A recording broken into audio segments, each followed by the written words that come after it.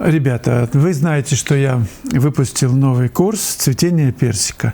Он из 5 уроков состоит, и у меня к вам предложение. Мы будем рисовать. У меня на сайте выложен бесплатный урок акварелью, один из этого курса. Вы заходите на сайт, регистрируетесь, там фамилию, имя написать и почту, и получаете доступ к этому бесплатному уроку, рисуете, пишите акварелью, водными красками, любым материалом, хоть маслом пишите. И присылайте мне свои работы. Под этим видео, которое вы будете смотреть, посмотрите, там есть поле, в которое вы вкладываете свой файл. Я их просматриваю, выставляю вам оценки, вы это видите. И 10 числа я выбираю 3 лучших. Самому лучшему автору будет дан доступ к расширенному пакету этого курса. 2 другим, наилучшим, я даю доступ к базовому пакету. Так что начнем этот небольшой конкурс. 10 числа будет итоговая наша встреча, где я объявлю лучших. Предлагаю участвовать. Будет интересно и познавательно. Давайте заниматься серьезно.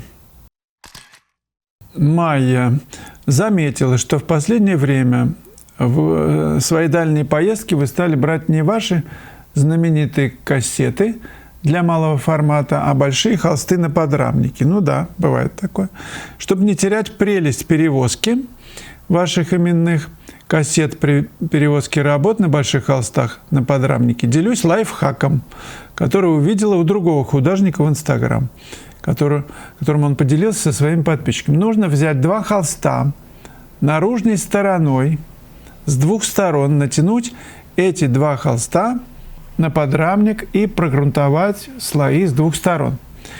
На этом холсте, на подрамнике, теперь можно будет писать в поездке с 2 сторон. И при этом рама подрамника, как и кассет слова малого формата, будут защищать работы, если сложить подрамники друг на друга. Вот я взял 2 холста, буду сейчас объяснять. То есть 2 холста, да, один привычно с этой стороны, другой с этой стороны. Ну и между ними там, значит, вставляйте какие-то там щепочки, пенопластинки, чтобы зазор был, да, и стретч-ленты обматываете. Скажите. Так, дальше. Если внутренняя сторона холста подрамника будет не совсем в стандартном размере, можно внутреннюю сторону холста разметить на стандартные размеры малого формата. Когда работы высохнут, достать эти 2 слоя холста и установить их уже на окончательные подрамники. Спасибо большое. Фактически мы экономим на весе вот этих деревяшек.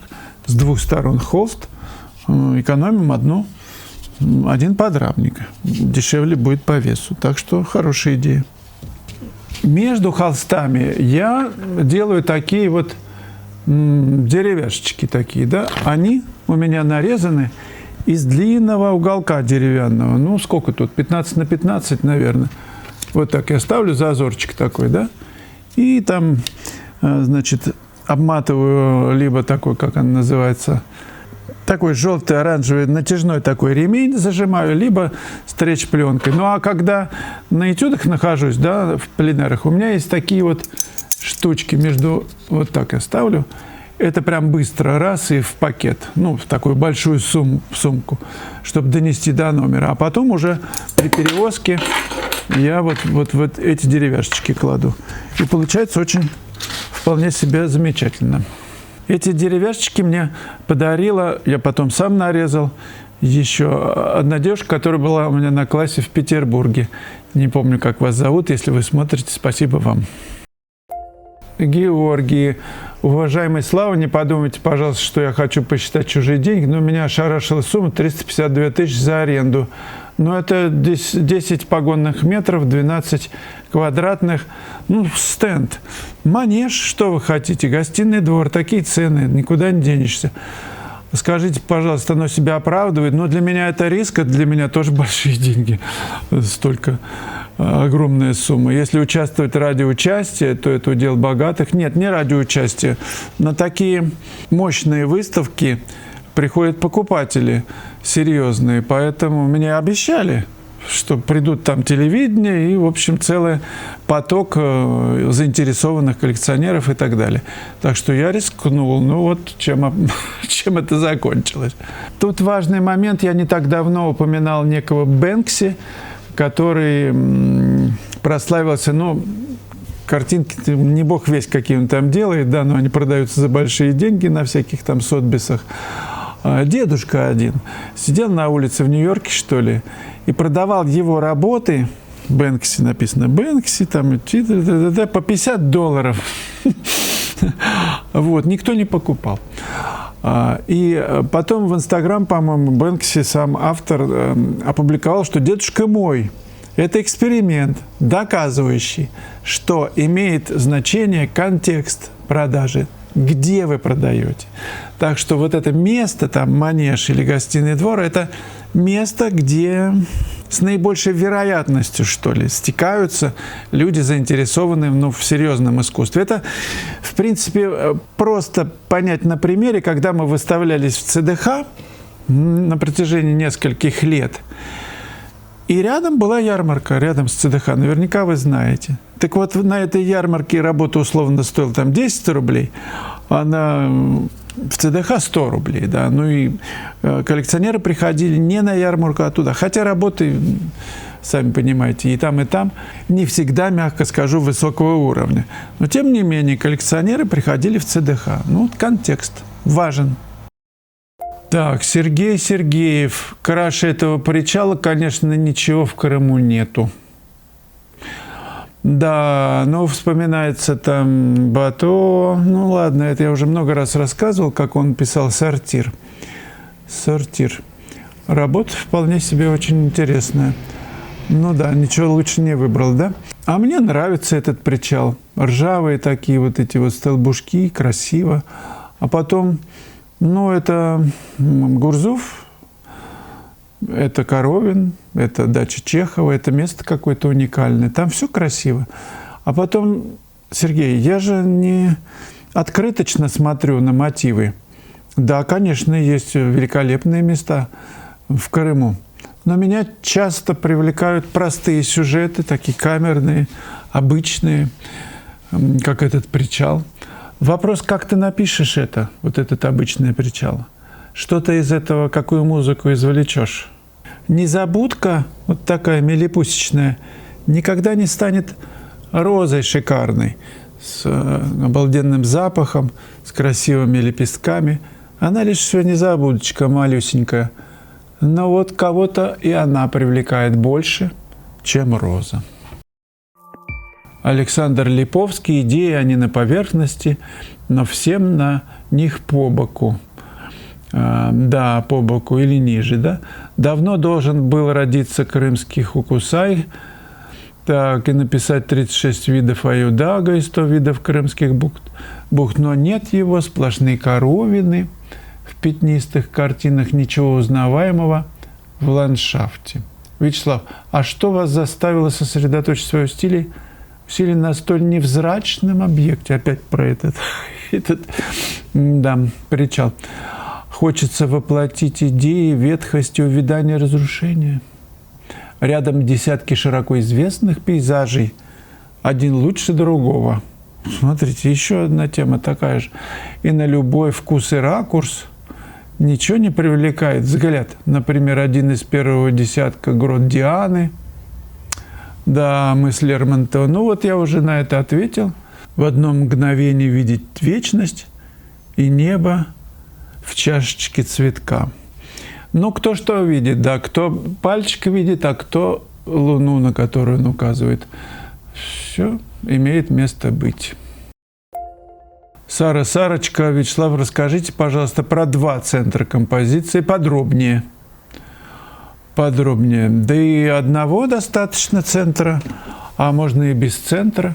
Есть такие картины, где просто ты разглядываешь, и нельзя вот так вот прям вот протокольно сказать, вот центр и вот центр. А такое разглядывание занимает тебя, ты можешь разглядывать вечно, бесконечно. Действительно так, висит картина, ты все время как будто бы напитываешься, находишь что-то новое в ней. Два центра композиции. Мое лицо и картины, которые на заднем плане. Они же тоже играют какую-то роль. Но что-то все равно главней. Не ошибетесь, если будете что-то делать главнее, сильнее, акцентированно. Как бы вот лицо, вот оно вот резко. Тут что-то происходит более важное, чем там. А это как бы фоном. Но они тоже могут быть, какая-то подсвечена быть работа, она может быть тоже центром. И ваш взгляд то сюда смотрит, то на нее, то сюда, то на нее. Ну, как в любой картине, где есть такие два акцента или три. Моя задача как художника заставить зрителя исследовать один, другой, третий кусок. А дальше опять еще раз по кругу. Заставить его все время блуждать взглядом между этими какими-то акцентами, центрами композиции в картине. Пусть их будет несколько. Почему два или один? Ну, нет такого вот единственного правила. Но жизнь – это же тоже композиция, наша жизнь. Нет, вы, например, говорите, что ты смотри только тогда, когда я поступил в институт. Вот это важный момент. А другой скажет, нет, вот когда я женился, самый важный момент. Только эти фотографии смотри, другие не смотри. Только эти вот изучай, когда я поступил в институт или ясли закончил. В старшую группу меня перевели в детский сад. Вот для меня самое важное событие. Центр композиции. Ну, можно сходить в Третьяковку и посмотреть на такие работы, где просто сами замечаете, вот как ваше внимание, взгляд ваш работает. Вот куда вы смотрите, я не знаю. Ну, например, «Боярыня Морозова». Вот как распределяется ваше внимание? Значит, на ее жест сначала, да, потом на дядьку, который сидит там, это самое, в обносках. Потом опять на жест, потом на карету, на телегу эту, как ее, на сани. На одно лицо, на другое и так далее. И вы все время блуждаете взглядом. Хотя центры, ну, наверное, два-то тут точно есть, по крайней мере. Вот этот вот юродивый и она с жестом, да, ну. Фанточчио Мазини, Слава, часто использует контражур. Это сложно, но когда поймешь, в чем фишка, наоборот, становится легко.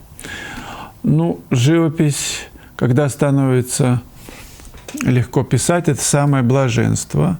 Ты просто восхищаешься любым развитием событий, которые вот происходят. Я действительно контражур люблю. Если светит солнце, я стараюсь стать в контражуре, если выигрышная композиция получается. Потому что свет падает там, я не знаю, на асфальт, на различные объекты. И все это по-разному освещено, я имею в виду тональность. Тональные связи разные, и интересно за них зацепиться, их раскрыть и дать возможность им проявиться. Для меня основа живописи – тональные отношения. Когда я смотрю на чужие работы или сам добиваюсь вот этих тончайших связей. Видно, когда художник этим озабочен, когда он долго добивается этих точных отношений, в тоне, может быть, они очень близки, в цвете разные. Это восторг, конечно. Это живописность. В таких работах она прям сводит с ума. И контражур, конечно, дает возможность с этим поиграться, проявить себя в этом, да, поискать. Вот такая сложная математическая задача. Спасибо, друзья, вам за поддержку, за то, что вы ставите лайки. Вот сейчас возьмите, да и поставьте, чего уж там. Чего откладывать-то, если нравится то, что здесь происходит. Заглядывайте ко мне в гости на Boosty. Это новый канал, который я развиваю активно. И каждый день я делаю по одному и два поста с тем, как я работаю над какими-то набросками, эскизами, работами. В общем, там несколько уровней. Есть и бесплатный, и много материалов для изучения. Это моя кухня. Заходите ко мне на кухню. Пока.